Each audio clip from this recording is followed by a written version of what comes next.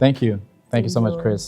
This has been this is a pleasure and truly an honor to be here on campus with all of you. Thank you all for coming. These projects are very personal to me.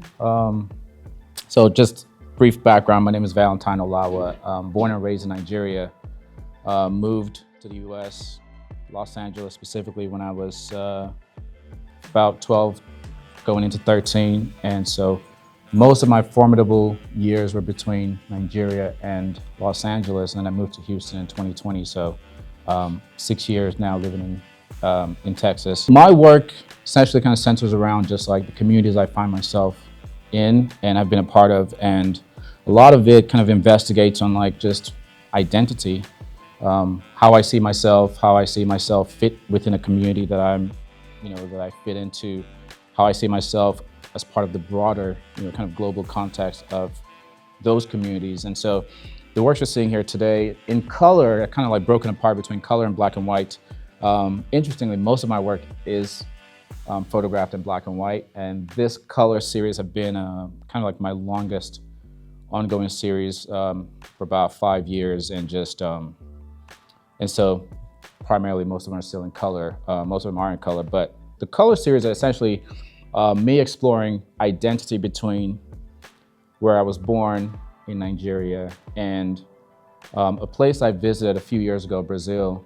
And so during my travels in Brazil, I recognized a lot of it seemed very familiar to me because of specifically Salvador, Brazil. And I began exploring how that culture was formed, how those communities were formed. And I started tracing a lot of it back to West Africa, specifically back to Nigeria, both from the perspective of food, language, even religion and spiritual practices, clothing. And so what I wanted to do with this is to give zero context about what you're seeing and to kind of allow the mind to wander. Were these photographs from Brazil or from Nigeria? Because of my experiences through those two places became so interspersed that at some point I would find myself navigating through the streets and I'm like, wait, this feels very much like home. And so when we step over to the second segment of the gallery, where all of those works were from within the Houston area, when I initially moved to Houston, I discovered that there are cowboys that are black. And I was like, oh, this is cool, this is very interesting. Never saw that, never seen that. And I became friends with someone and then just began exploring what does the black cowboy community look like. And so over the past 3 years, going on to 4 years now, I've been spending a lot of time just within the communities, photographing them, documenting them, making interviews of them, riding with them to the Houston Rodeo as part of an annual tradition they do, just like many other trail rider groups do, across the state of Texas, getting into the Houston Rodeo. So that essentially where that body of work comes from. And so those are a lot of people within the community that have been just very welcoming to me, allowing me to spend time with them over the last 4 years. And then in the last segment of the gallery, those are works of just my own exploration of what it means to perform activities that are primarily done in the comfort of our home where we feel safe, but to do these outside of our homes. So that has been an ongoing body of work that explores the theme of play. How do we get to play when play becomes seen from a context of, the environment of play is now outside of our home and just within a community and within spaces that we may not always feel comfortable or feel that we're being looked at. And so that's been an ongoing process. Yeah, so this section is from a project I've been working on titled "Sing About Me, I'm Dying of Thirst." That title actually comes from a Kendrick Lamar song, for anyone who may be familiar with it. But it was a kind of this play on how Black youth don't get the opportunity to play in public. They feel very comfortable in their homes, but once they're out in public, they have to have a sense of professionalism, because society kind of essentially would look at them to have this greater expectation of not being, not embarrass themselves or bring an embarrassment to society of sort.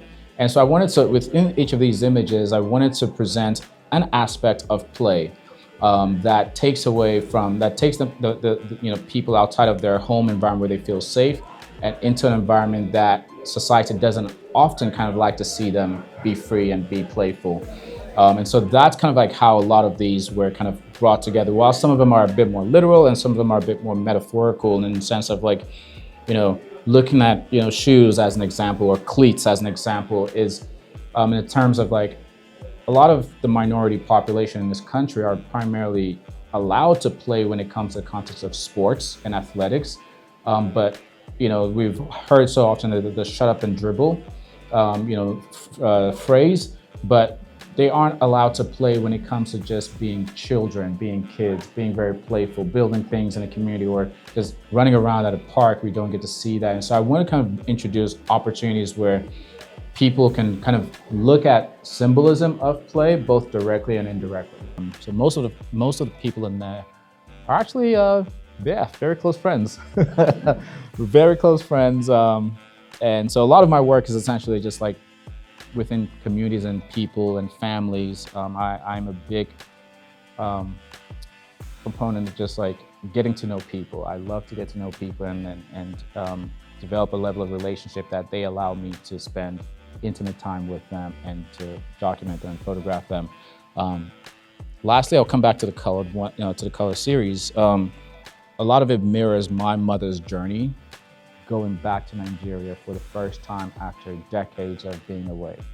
And so it was also to explore her going back into her own community, going back into her homeland, and rediscovering, specifically going back to her paternal home and rediscovering how she fits in within the community. What does it mean to kind of go back to a place where upon getting married, as part of the tradition, you leave your homeland.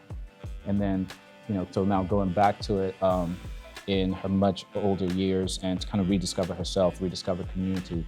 When you take the pictures, is there a through line as you're taking them or selecting them, or are they really individual pictures and you just pick them because of their individuality, or is it a combination? Oh, no, great question. They are, so I often work on projects at a time. And so when I'm thinking about a project, I've spent most of that time just creating the works that are specific to that project. And now I could work on multiple projects simultaneously, but these are all, and Chris was an extremely huge help in just narrowing down like what images do we want to use to kind of narrate the story of what we want to actually communicate within this space. But these are all part of this specific body of work. In the same spirit of that question, yeah. Do you just walk around with a camera just in case? Yes, right now I do have a camera. So I'm a Fuji person only. All of my cameras are Fuji. So my digital cameras are X Pro 3, Fuji X Pro 3. I love it because I don't like to look at the image I've taken when I'm shooting. It kind of has the close-up back, and then the X100 6. So those are my two digital cameras. And then for film, I shoot on 35 millimeter. I shoot with the one that I have here currently, which is the Fuji Class. And then on medium format, I use the Fuji GA645. So yeah. I'm a Fuji person through and through, sadly. So, I do walk around with a camera, but I don't always use it. I think over the years, I've kind of developed my own approach on photography, wherein that I don't just take pictures of things that I discover. I actually like to talk to people, then photograph them.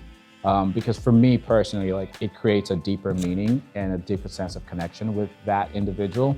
But when I initially started out my photography journey, I will just take pictures of whatever I thought was interesting to me. But then over the years, it was kind of like, I enjoy the stories that behind those images whenever I get to look back at them. And so now as much as I carry a camera around, I only use it when I'm like, oh, I want to talk to this person. So yeah, yes, thank you all. I appreciate you all. And any questions, I'll be around, so thank you.